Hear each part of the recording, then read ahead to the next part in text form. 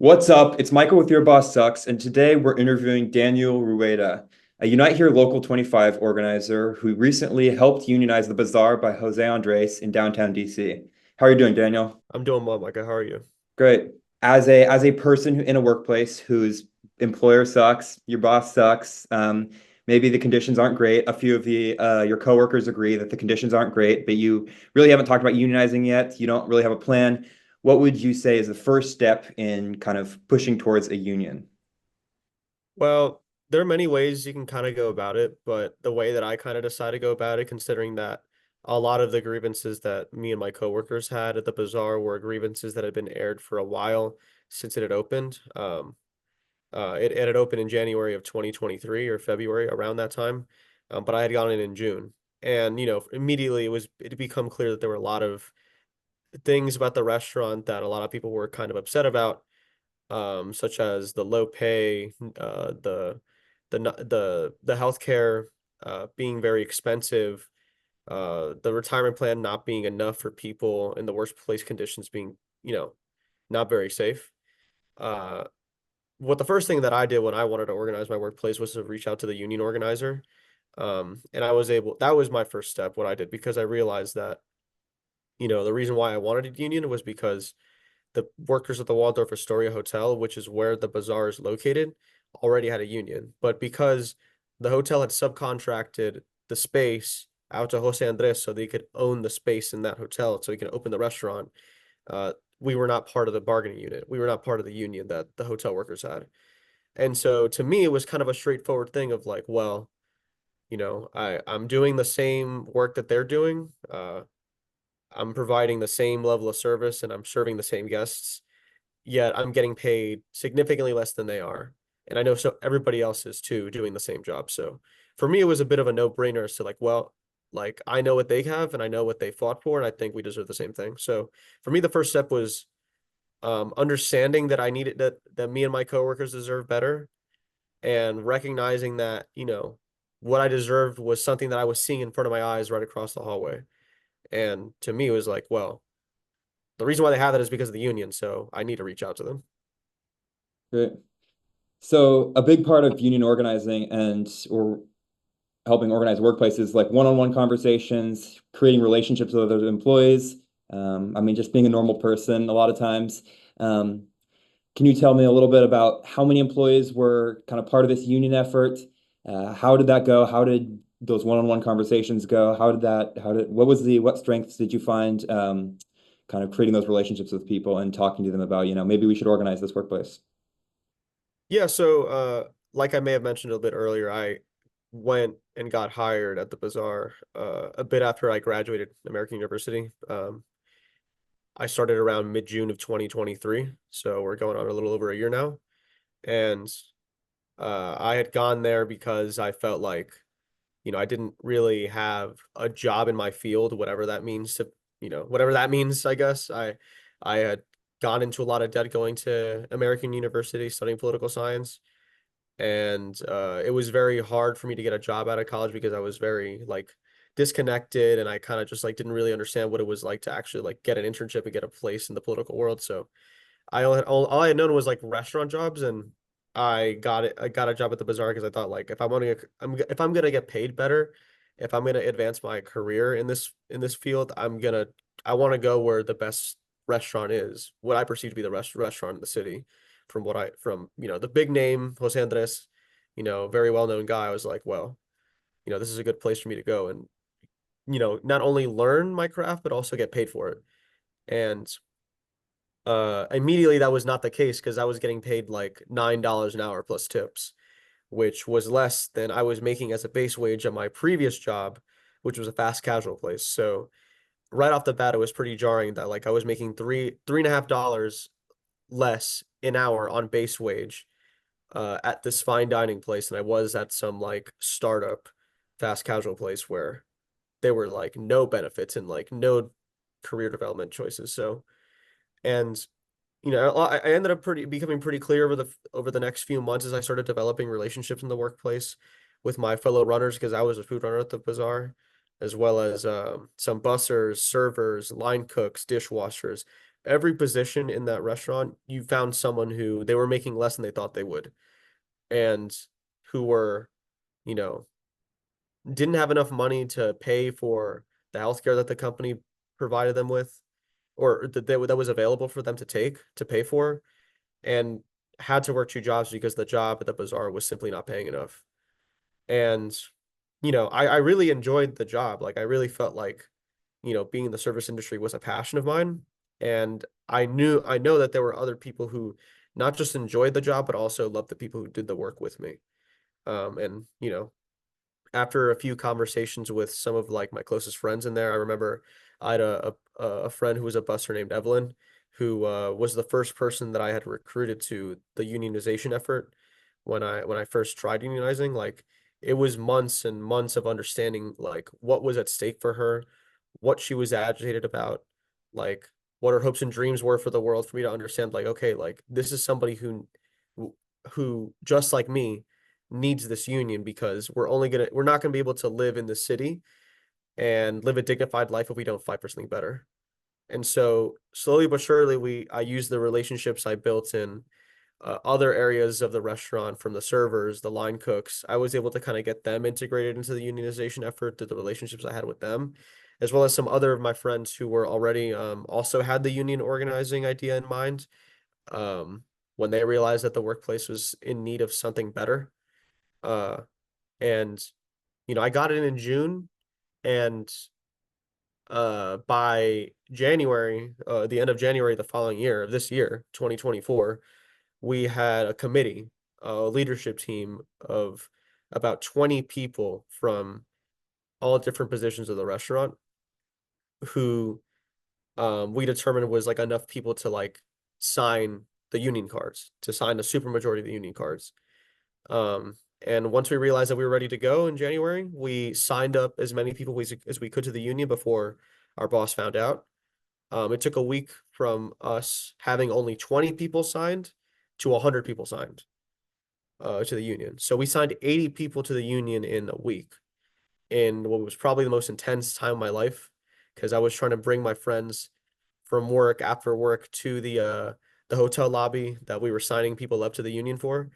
And you know, by the end of the week, we had 70% of the workplace signed. We had 100 out of 140 workers signed to the union, and we marched on our boss the day after we got 70%. Uh, 50 of the coworkers that signed to the union, we all gathered outside of the employee entrance, and we walked in all together, with a face petition. Which, and if you don't know what a face petition is, what we did was, once we got everybody to sign up to the union cards, we had them take a photo of them holding the union card they had just signed, uh, with their name and face on this massive poster that we unfurled, right in front of all of our managers, before the dinner shift started. And uh, I'm sure you can imagine like the look on the manager's face when they realize that, like, oh shit, like there's 75% of my workers, like three-fourths of them are demanding this union. Like they're here right in front of me, not letting me like get a word in. Like this is not a debate. Like this is just them demanding that they deserve better, and they're not going to stop fighting until they get a contract. And so it became pretty clear like they couldn't deny the fact that we had all the power in the room at that moment, and we were going to have the power going forward. And there were a couple other things that are kind of like as an aside that like really helped us with the unionization effort. Like the union had some relationships with some community allies and with some local Democratic politicians, as well as some congressional Democratic politicians, that we were able to utilize as like external pressure on the company to get José Andrés to recognize the union. Um, and funny enough, the Congressional Democratic dinner was happening at the Waldorf Astoria Hotel, which is where the restaurant is located. 2 days after we had won we had launched publicly for the union, and we were able to get a lot of the workers outside of the hotel to get photos with big name senators like Ed Markey. I think Ted Lieu may have been out there. Andy Kim may have been out there as well. Like really, big Democratic names, like to stand, like to basically take photos with the workers of the bazaar, holding up the sign that says "I support bazaar workers" and getting them to post it online. So it was really cool to kind of have that support from the Democratic politicians who, put their money where their mouth is, and they got a lot of money from labor. These labor groups, the Democratic Party gets a lot of money from labor groups to this day, and it was great to see how we were able to, rally them to come out and support them before they were able to go into this dinner. And one last thing I'll add to the external pressure. This is not planned by us, but the Democratic Party, the day after we had launched publicly for the union, nominated José Andrés to receive the Nobel Peace Prize. Uh, and so I thought that was like it was the power of the workers, the power of the union, and as well as like these really lucky things happening, which is like the Democratic Party like putting José Andrés up as like this basically to win like a Human of the Year award, right? Like that's kind of how you people perceive the Nobel Peace Prize to be. Like there was just no way he was not going to be able to recognize our union. And, you know, we didn't do this in a way that like vilified him or anything like that, because at the end of the day, it only took him 2 or 3 days to recognize the union voluntarily. And now we're still negotiating. We didn't need to go to an election. But if it weren't for the relationships we were able to build inside of the workplace, share what was our common struggles and what our common ground was, and able to, in our terms of being able to fight for something better, as well as the external pressure we were able to apply, like through the relationships we did have outside of the bazaar in a community, we wouldn't have been able to win. So following up on the idea that these Democrats want to support labor because labor supports them, I'm Hmm. really interested in this kind of connection between labor, workers, unions, and politicians, politics in general. So I know Unite Here Local 25 has been vocal about Palestine. Can you speak a little bit to what that looks like in terms of labor supporting the struggle for Palestinian liberation? Yeah, so I mean, I can speak a little bit to what the local's been doing. So, uh, just a couple weeks ago, we were outside of the DC Council building, the John A. Wilson building, picketing with a bunch of other labor unions in the DC area for a ceasefire resolution to be passed in the DC Council. There had been months of unions applying pressure to the DC Council to pass a ceasefire resolution. Um, since we understand that the struggle, the labor struggle and the Palestinian liberation struggle are one and the same, because um, the same forces that are oppressing the working class in this country are the same forces that are oppressing Palestinians in Palestine. Uh, and we need to understand that like unchecked power by by politicians who are hell bent on oppressing workers for their own gain uh is not something that labor, or really I think any sort of person that's sympathetic to the cause of labor, the cause of Palestine, should put up with. And so, us being part of the union understands that like it's important for us to show up when any person that's oppressed is facing that oppression, right? And like it's important to understand that like the struggle that workers have here in DC are the same struggles that workers are having in Palestine. And there's no better way to showing that international solidarity than having workers picket in DC for the workers in Palestine. So that's something that we've done officially. We endorsed that DC Labor for Ceasefire picket. Um, we've also had Unite Here Local 25 contingents go to a lot of the national marches that have happened in DC. So, for example, we just had a contingent go to today's arrest Netanyahu action at the Capitol and at Union Station. We also had a contingent go to one of the actions that happened, one of the national actions that happened in October, immediately after October 7th. Um, and so, and also, I mean, the rank and file of the union, not just Local 25, but the international union, the Unite Here union broadly, the rank and file members have been having some online town halls about what the union could be doing more for Palestine and what workers are already doing for that cause already. So Palestine is something that's on the forefront of a lot of our members and our staff's minds because we know that we need to show up for the workers in Palestine just as much as we need to show up for the workers here in DC. Yeah, that makes sense. So I know we just zoomed out kind of to the global connection between labor and oppression, US imperialism, but kind of to zoom back in a little bit, I'd like to talk about sort of the work Unite Here Local 25 is doing in the DMV more broadly, the DMV Hmm. area.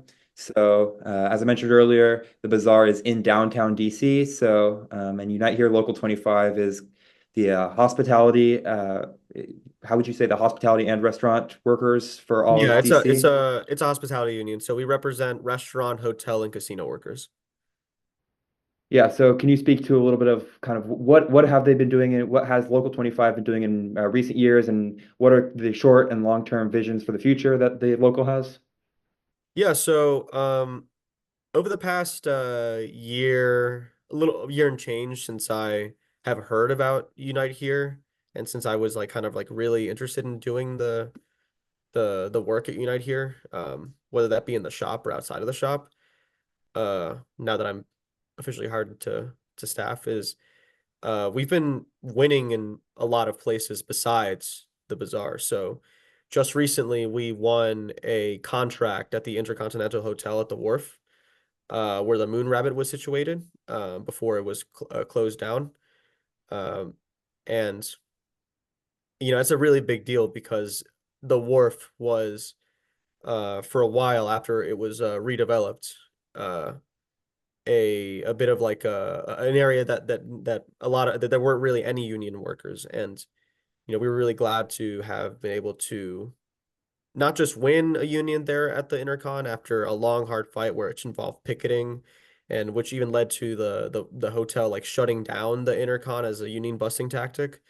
We're glad that we were able to not just win a union there, but win a really strong contract there and welcome them to the union family, because now they're part of like a broader group of DC hotels that, have been fighting, and have just wrapped up a historic contract fight in over the past month and a half or so, where, is the other thing that's been happening in the union. One thing is the intercon negotiations, uh, completing and winning a contract there, but it's also the DC citywide contract for all the hotels that are unionized in DC, uh, also getting wrapped up, which was ratified and we won a really good union. It was a historic, really good contract, and it was a historic contract where we won $7, like historic $7 an hour raises over 4 years of the contract, as well as $5 over that same period of time contributed in benefits. So really, what the members are winning over 4 years